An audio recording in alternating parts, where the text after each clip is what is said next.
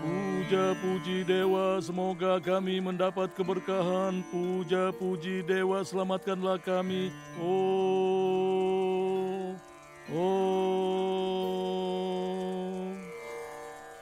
Semoga perjalananmu aman. Kau bangunlah sekarang.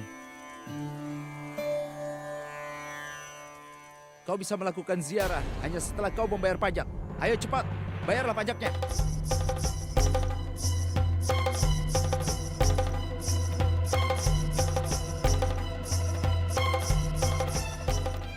Moti, ada apa di sana? Kurasa mereka meminta uang pajak. Di dalam juga ada peziarah lain. Kumpulkan pajak dari orang-orang ini. Kalian semua, ayo ikut aku. Ayo.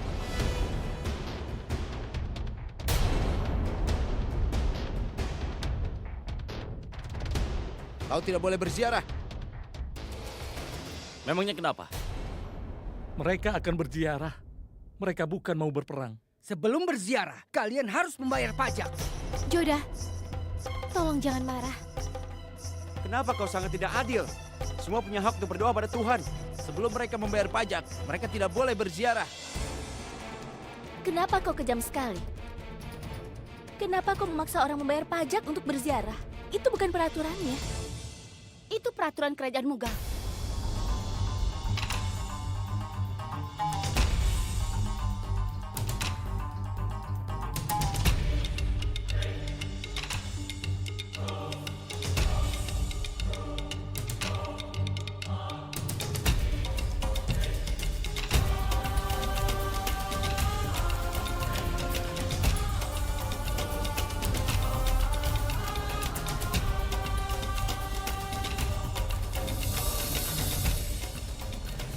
Aku adalah ratu dari kerajaan Mughal.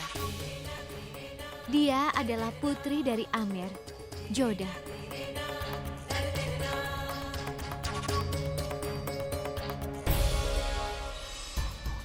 Lalu kenapa kalau dia putri? Seorang putri tidak sepenting seorang ratu. Seharusnya kau menunduk pada seorang ratu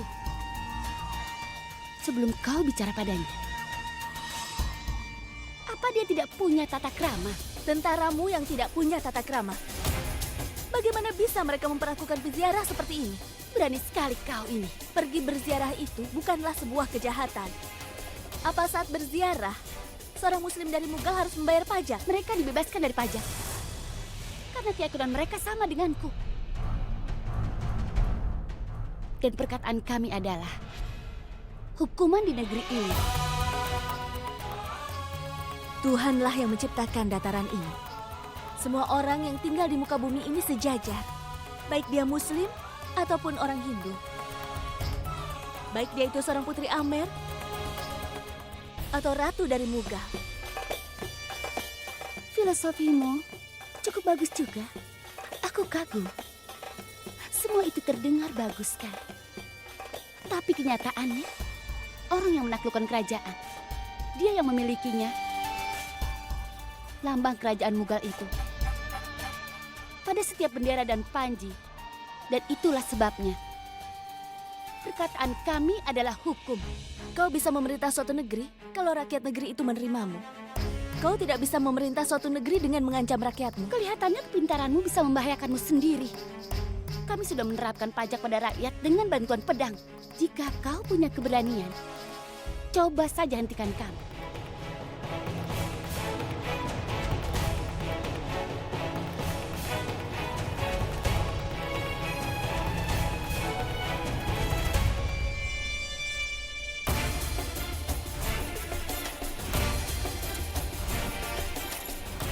Terima ini. Aku harap ini cukup untuk membayar pajak semua peziarah yang kemarin. Biarkan kami masuk. Ini kalung yang mahal sekali. Ini tidak semahal keyakinan dari para peziarah yang datang kemari.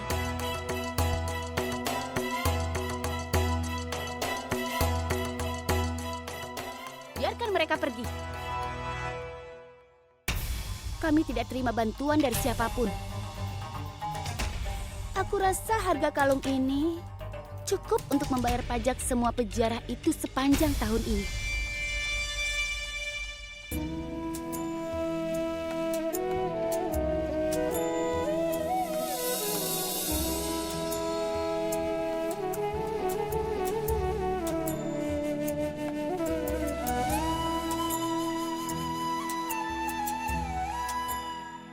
Kenapa sikap mereka benar-benar tidak adil?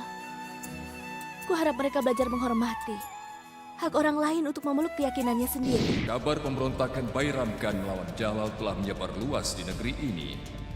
Semua dulu berpikir kalau Jalal bukan apapun, melainkan hanya boneka di tangan Bayram Khan. Mereka berpikir Jalal tidak akan bisa menggulingkan Bayram Khan. Jalal harus membuktikan dirinya di depan semua orang. Dia harus membuktikan pada yang lain bahwa dia adalah raja yang baik meski tanpa adanya Bayram Khan. Saat Jalal berusaha menemukan solusi masalah ini, kabar pemberontakan Bayram Khan sudah mencapai Rajput. Banyak raja melihat ini sebagai kesempatan bagus karena perseteruan antara Jalal dan Bayram Khan. Ini adalah kesempatan bagus. Aku bisa memenuhi janjiku pada Jodan. Aku yakin posisi Jalal sudah melemah karena pemberontakan Bayram Khan. Dan akan mudah mengalahkannya dalam peperangan nanti. Bayram Khan sudah seperti pedang dan perisai Jalal. Sekarang mereka tidak bisa bersama. Jalal tidak punya kekuatan untuk menang perang. Karena saat ini dia sangat lemah. Ini saat yang tepat untuk menyerang. Musuh-musuh Jalal merayakan karena menyangka posisinya sudah lemah. Saat Jalal berusaha mencari cara menyingkirkan musuh-musuhnya, kenapa kau tidak melakukan sesuatu? Bagaimana bisa kau memikirkan melepaskan tahtamu hanya karena Bayram Khan selalu melindungimu? Bayram Khan adalah pemberontak. Kerajaanmu sekarang ini dalam bahaya. Kau harus memikirkan cara untuk menghancurkan pemberontakan Bayram Khan. Bayram Khan pantas dihukum. Sama seperti kau menghukum pemberontak lain.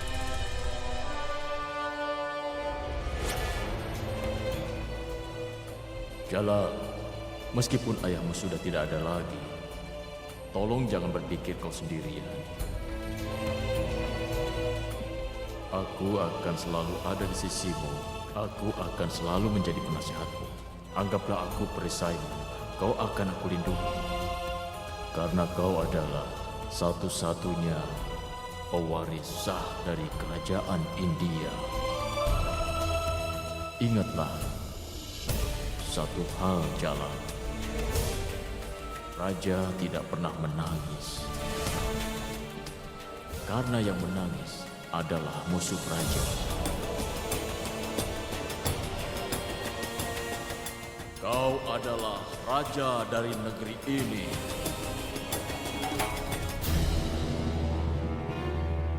Raja dari dinasti Mughal dan penguasa India, hidup Jalaluddin Muhammad. Hidup! Raja dari dinasti Mughal dan penguasa India, hidup Jalaluddin Muhammad. Hidup!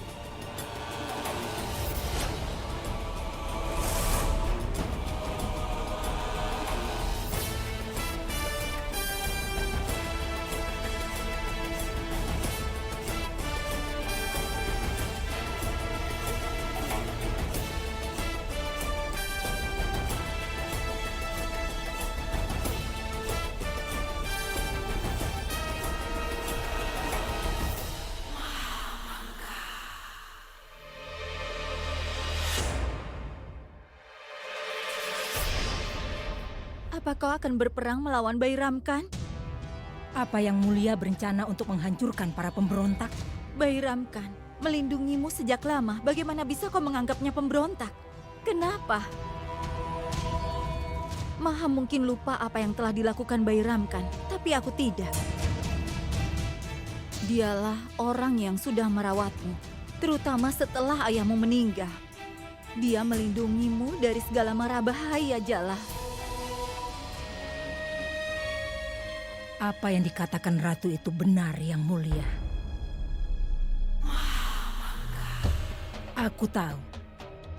Aku sangat tahu Bairam Khan selalu melindungi Jalal dari segala bahaya. Aku juga tahu dialah yang membuat Jalal menjadi raja dan dinasti Mughal. Tapi sebenarnya dia lakukan itu hanya karena dia ingin memerintah dengan kedok membimbing Jalal. Bairam Khan menganggap Jalal sebagai anaknya sendiri, Maham. Aku mohon maaf, Yang Mulia.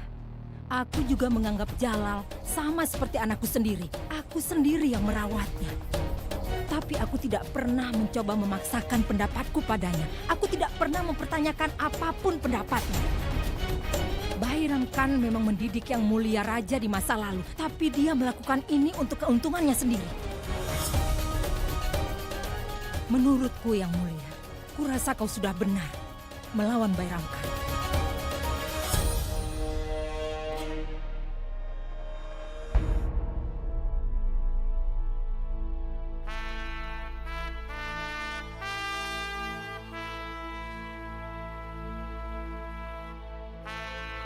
Aku hanya mendengar 3 wanita dalam hidupku.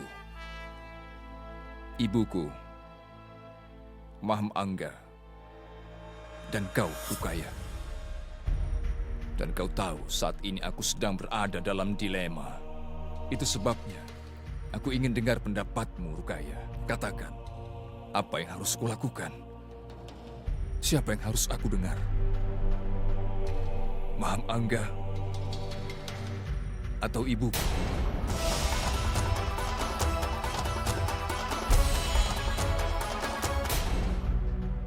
Yang Mulia, aku tahu betapa baiknya hati ibumu, Yang Mulia. Ibumu memang benar. Bairam Khan sudah seperti ayahmu sendiri.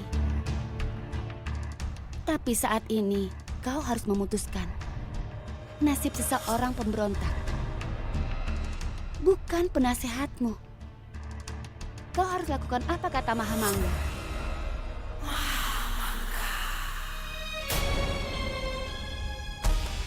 Yang Mulia, orang yang duduk di tahta mempunyai kewajiban atas negeri ini. Kau tidak seharusnya membiarkan perasaan menghalangi tugasmu. Sudah tugasmu untuk melindungi kerajaan di negerimu. Bairam Khan sudah seperti ayahmu. Namun jika ayah seorang raja berani memberontak melawannya, raja itu berhak menghancurkan pemberontakan itu. Dan aku masih ingat, Yang Mulia, di mana kau mengatakan seorang ksatria harus menghilangkan perasaannya.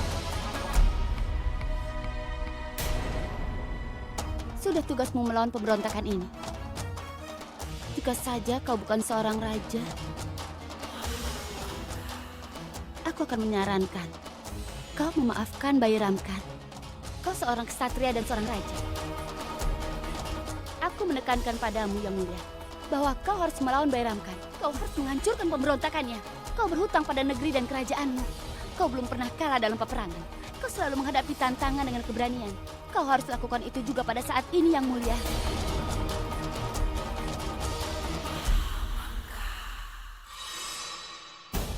Kau benar, Rukaya. Aku tidak akan memaafkan Bairam Khan. Aku akan menghancurkan pemberontakannya.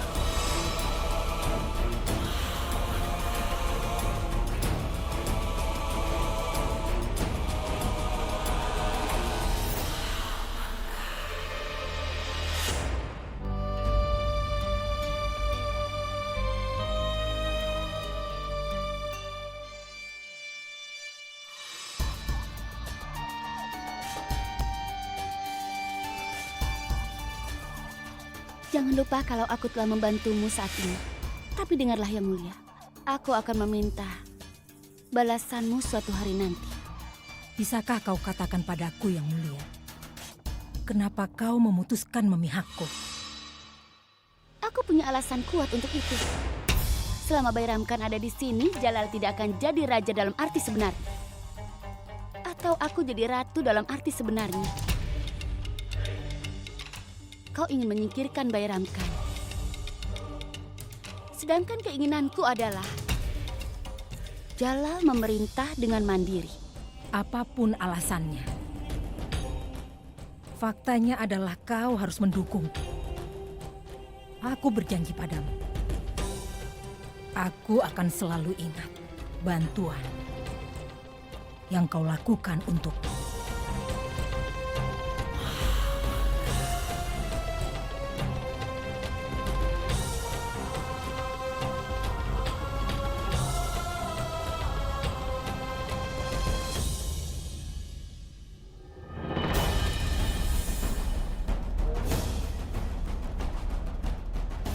Saatnya berperang.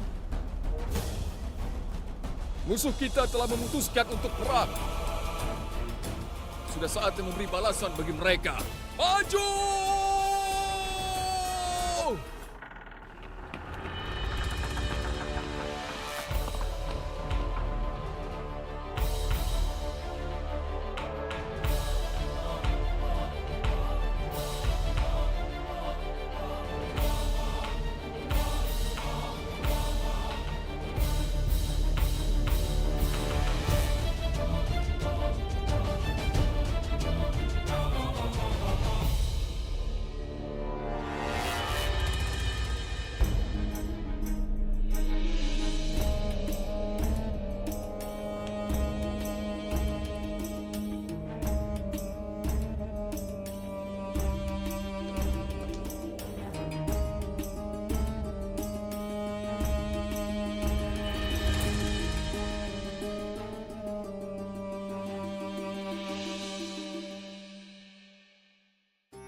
Aku telah membuat kesalahan besar. Aku malu karena telah melawanmu. Aku tidak berhak mendampingimu. Aku malu dilihat semua orang. Aku tidak bisa kemana-mana lagi, karena disinilah rumahku. Inilah tempatku tinggal. Itu sebabnya aku punya permintaan untukmu. Sampai saat ini, aku selalu melindungimu. Aku memintamu untuk memenggalku dengan pedangmu sekarang juga.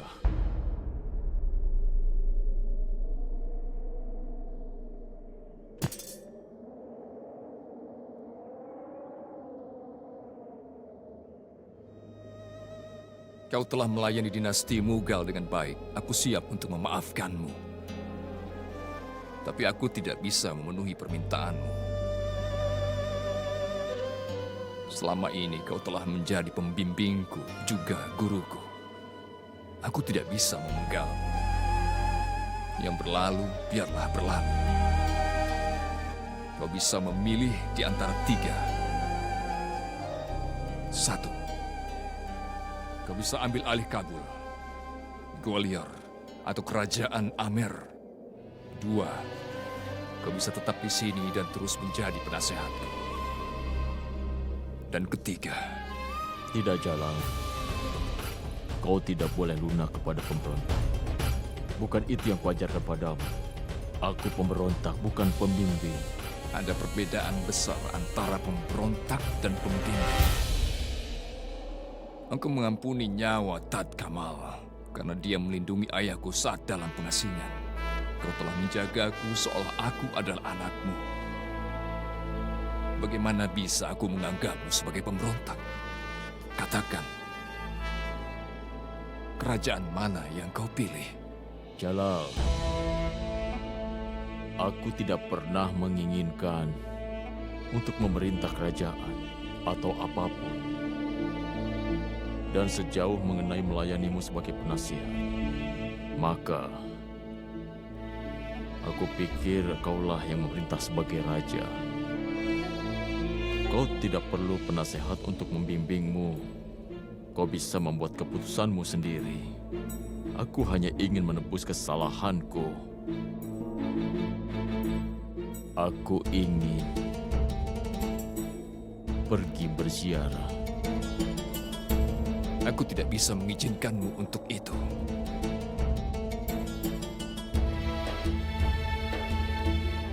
Maukah kau mengizinkanku pergi berziarah kalau kukatakan bahwa itu adalah keinginanku yang terakhir? Aku mohon kabulkan keinginanku. Biarkan aku pergi berziarah. Kau mau mengizinkanku?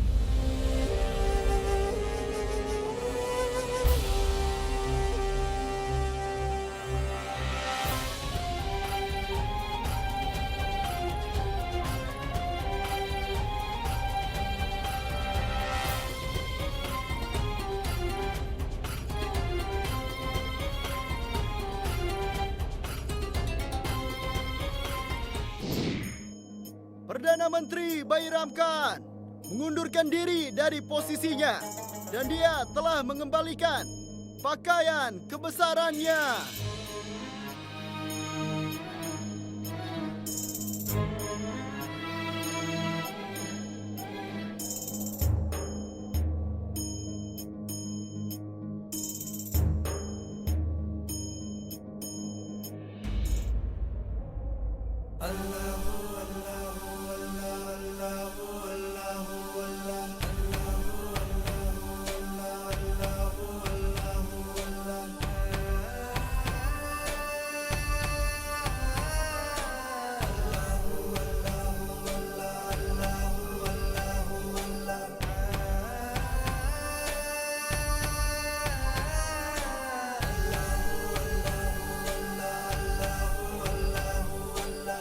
Kau telah memberikanku pedang ini agar aku bisa melindungi diri sendiri. Hari ini kuberikan padamu. Ini akan melindungi diri dalam perjalananmu. Tidak, Jalal. Tolong simpanlah pedang ini. Pedang ini dimaksudkan untuk melindungi Raja India.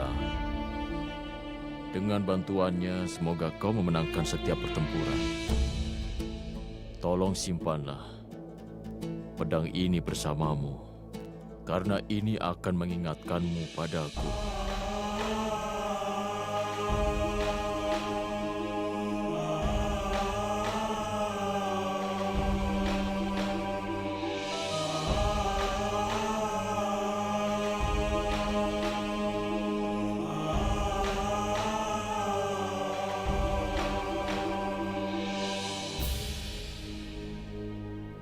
Tolong jangan pergi. Aku mohon tinggallah. Aku mohon ubahlah keputusanmu. Jika ini suatu keputusan bisa aku rubah, tapi ini adalah permintaan terakhirku. Aku tidak tahu apakah aku bisa menyelesaikan perjalananku ke Mekah dan Madinah. Tapi aku berdoa pada Allah agar aku buktikan pada semua orang bahwa kau raja yang cakap. Aku juga akan berdoa bahwa rakyatmu menjunjungmu sebagai raja terbesar dan paling dihormati sepanjang sejarah.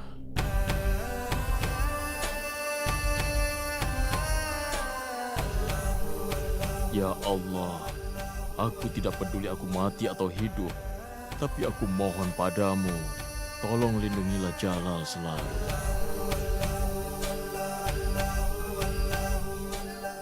Amin.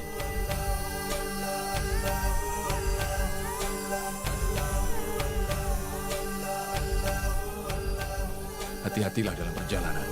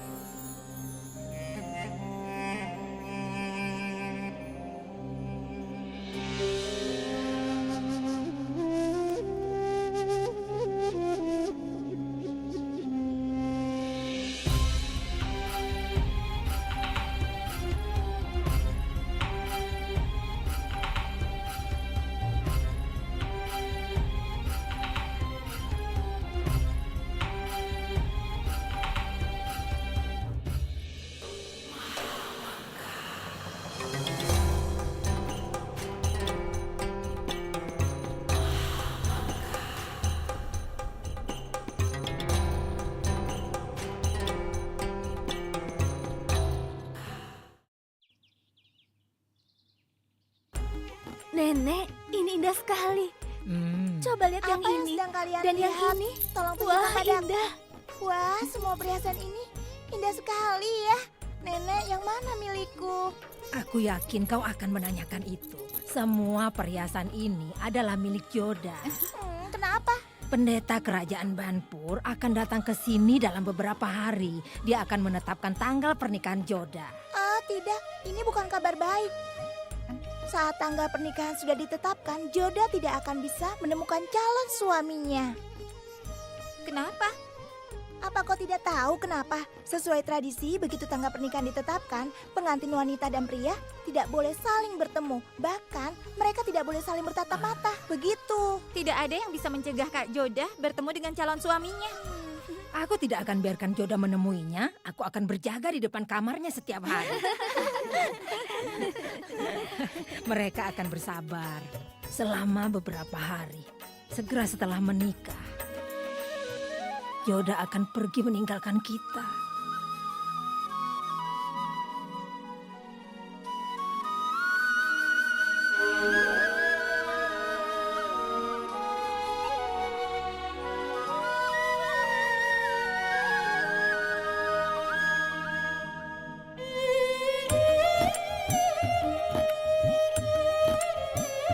Joda, kurasa dia terbawa perasaan.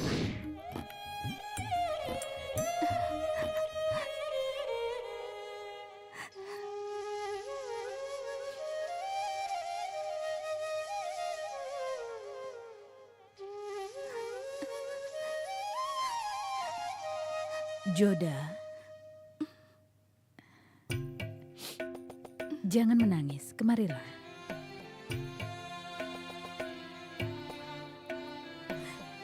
Duduklah di sini.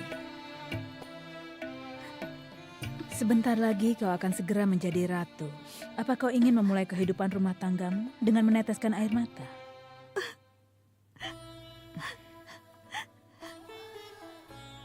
Aku tidak mau kemana-mana, Ibu. Sudah, tenanglah.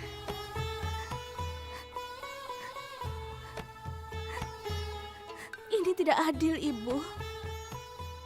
Kenapa setelah seorang gadis menikah, dia harus meninggalkan rumah orang tuanya sendiri, Bu?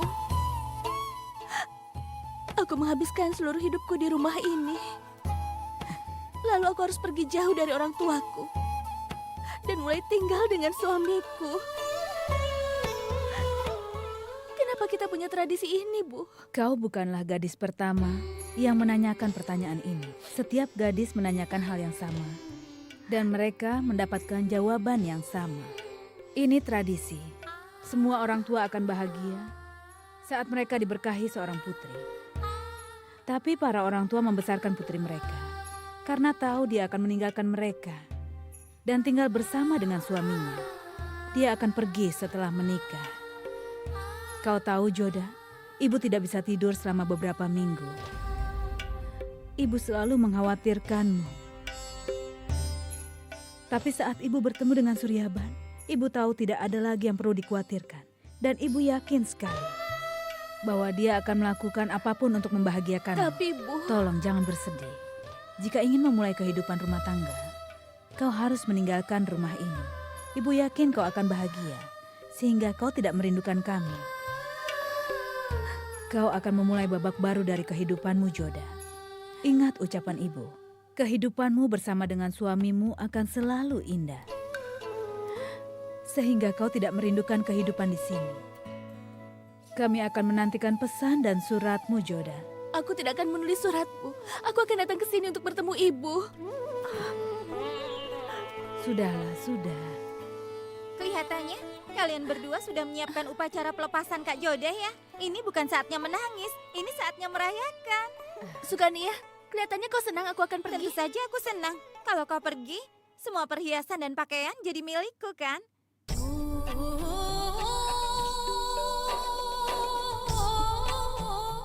Dan kau tidak akan bisa mengambil apapun dariku lagi, Kak Joda.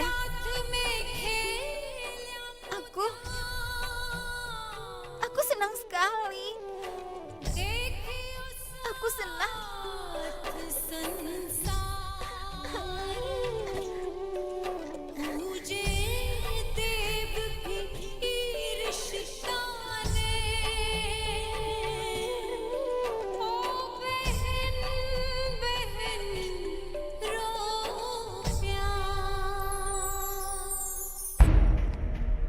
Selama ini kita tidak memahami pentingnya seseorang hanya setelah mereka pergi.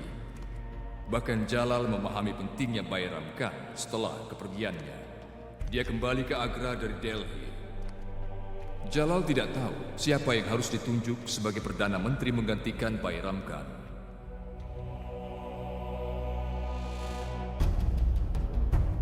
Yang Mulia, para Raja Rajput sudah tahu bahwa Bairam Khan mengundurkan diri dari posisinya. Sekarang, mereka mulai mengawasi Agra dan juga Delhi. Sebaiknya mengambil tindakan sebelum keadaan di luar kendali, Tuan. Keadaan akan tetap terkendali hingga di masa yang akan datang. Aku ingin menunjuk seseorang sebagai Perdana Menteri secepat mungkin. Aku ingin seseorang yang ahli mengemban tugas ini.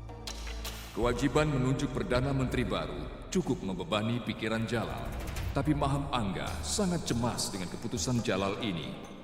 Maka dia ingin menjadi bagian dari kerajaan ini. Dan dia mulai berencana untuk mewujudkan keinginannya. Jika Jalal menunjuk Samsudin sebagai Perdana Menteri, maka itu akan melemahkan posisiku. Aku tidak menginginkan itu. Apa yang kau inginkan? Jika kalian semua mendukungku, maka aku akan menolong kalian. Lalu apa kau tahu bagaimana cara membuat itu mungkin? Aku punya ide. Seperti kalian tahu, kita di sini untuk menunjuk Perdana Menteri yang baru. Sebelum aku memutuskan, aku ingin dengar pendapat kalian.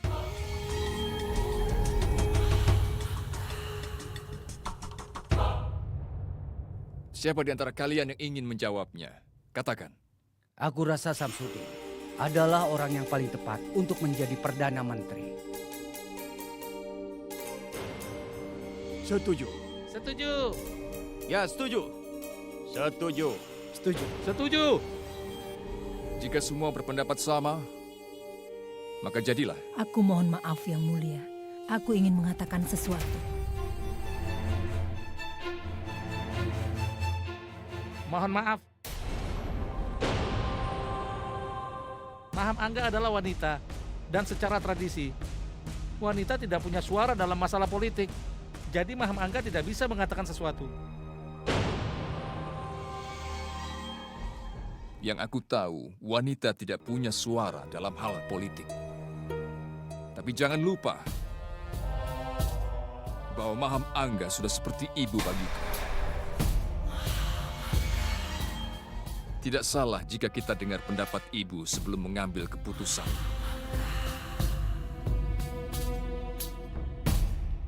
Katakan, apa pendapatmu? Aku tidak ragu sedikit pun.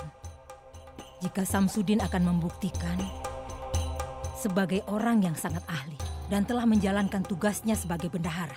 Tapi kalau kau menunjuknya sebagai Perdana Menteri, maka kau akan memberi dia tanggung jawab tambahan. Jika dia mengemban tugas tambahan, dia akan kesulitan mengatur masalah keuangan. Itu sebabnya kurasa kau harus memilih orang lain sebagai Perdana Menteri. Jadi Samsudin bisa terus mengatur keuangan tanpa memikirkan hal lain.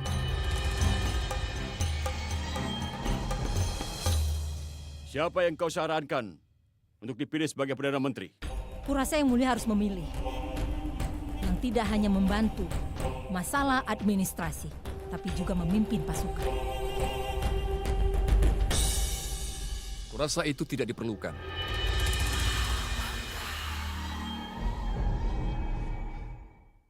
Aku setuju denganmu.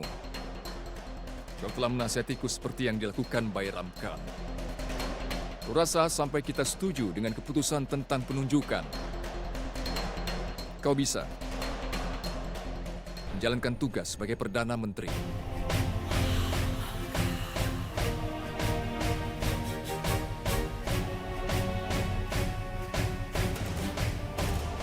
Aku mohon maaf Yang Mulia.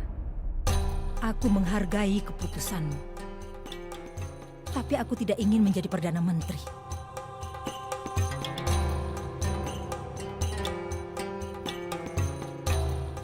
Seperti dikatakan Bahadur Khan, wanita tidak punya suara dalam hal politik. Aku senang melayanimu sebagai seorang ibu. Bagaimana kalau kuubah peraturannya? Maukah kau menjadi Perdana Menteri? Aku tetap tidak bisa terima. Aku tidak ingin menjadi Perdana Menteri yang mulia. Lalu apa kau punya saran? Siapa yang sanggup menerima tugas ini?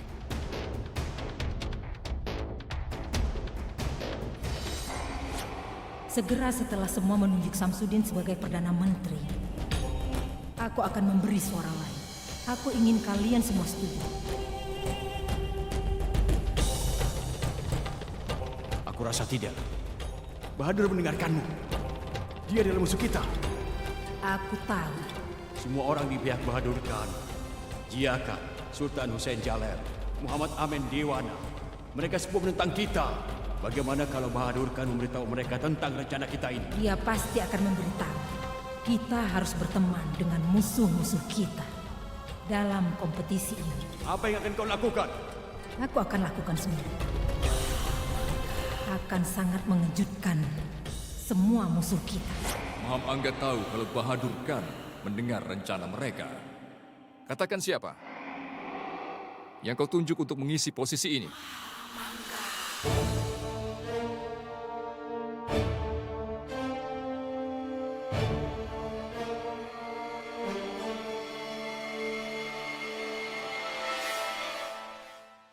Bahadur Khan.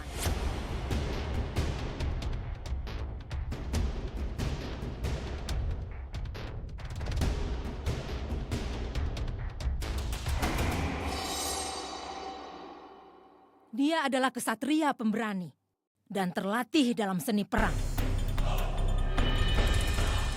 Dia mengetahui semua medan dengan baik. Maham Angga melakukan sesuatu yang mengejutkan semua orang. Dia mengangkat musuhnya dengan menunjuk Bahadur Khan mengisi posisi Perdana Menteri. Aku terkejut.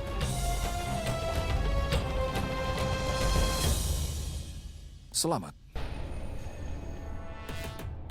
Bahadur dan semua orang di pihaknya terkesan dengan Maham Angga. Bahadur Khan ditunjuk sebagai Perdana Menteri. Tapi itu hanya gelar saja. Kekuasaan sebenarnya masih digenggam oleh Maham Angga.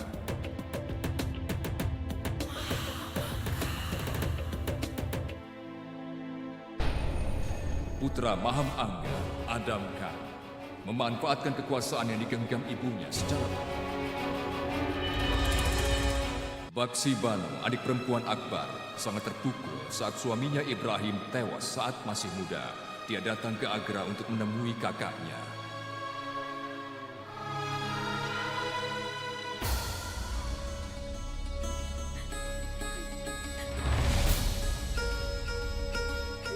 Kakak.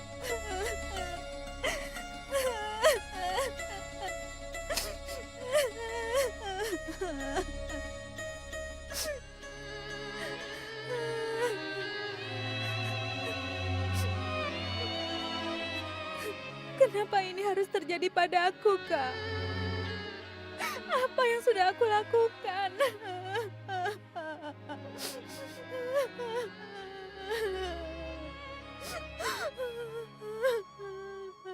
Rukaya, tolong bawa dia ke kamarnya.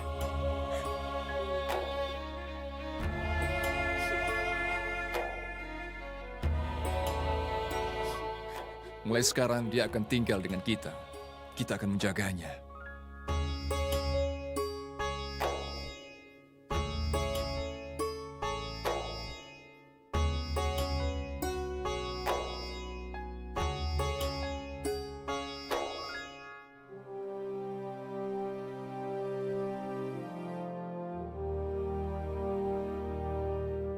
Aku ikut sedih tentang Baksi Banu. Ibrahim masih sangat muda. Bagaimana dia bisa menjalani hidupnya sendirian? Kurasa hasilnya akan bagus sekali jika Baksi Banu dan putraku Adam Khan menikah. Aku hanya merawat Jalal saat kecil. Jika Baksi Banu dan Adam Khan menikah, aku akan segera menjadi kerabat Jalal. Jika mereka menikah, aku akan semakin berkuasa. Jalal, jika kau izinkan, ada yang ingin aku katakan. Sudah kukatakan berulang kali bahwa kau tidak perlu izinku untuk mengatakan sesuatu. Katakan. Ibrahim meninggal 6 bulan yang lalu. Kita berduka akan hal itu. Kenapa kita tidak menikahkan Baksibano saja? Akan kuterima saranmu dengan pertimbangan. Aku akan memberitahu keputusanku tentang ini secepatnya.